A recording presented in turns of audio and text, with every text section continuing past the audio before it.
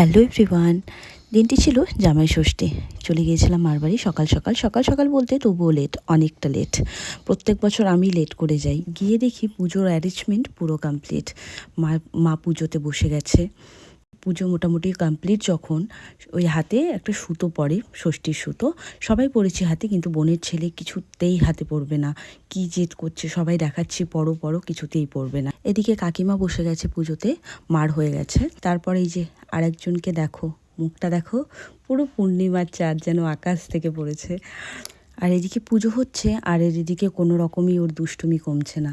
ওইদিকে চলে যাচ্ছে, ওদিকে চলে যাচ্ছে, বোন এদিক থেকে টেনে নিয়ে আসছে, ওদিক থেকে টেনে নিয়ে আসছে। আর ও এখানে কিছুতেই বসবে না, ওর জেদ দেখো। হ্যাঁ, ওকে যে যত রকমের নিন্দা সেটা দিয়ে ওকে চুপ করানোর চেষ্টা। ওকে শঙ্খ ফু দেওয়ার জন্য হাতে দেওয়া হয়েছে, দেখো ও কীরকম করে শঙ্খটা বাজাবে। দেখো পুরো শঙ্খ মুখ ওর মুখের ভিতরে ঢুকিয়ে দিয়েছে, ওনাকে শঙ্খ বাজাচ্ছে। হ্যাঁ, তো যাই হোক, এদিকে আমাদের এইসব করতে করতে পুজো শেষ হয়ে গেছে। পুজো শেষ হওয়ার পরেই ব্রাহ্মণের জন্য চা বসিয়ে দিয়েছি। শুধু ব্রাহ্মণ না, আমরাও চা খেয়েছি।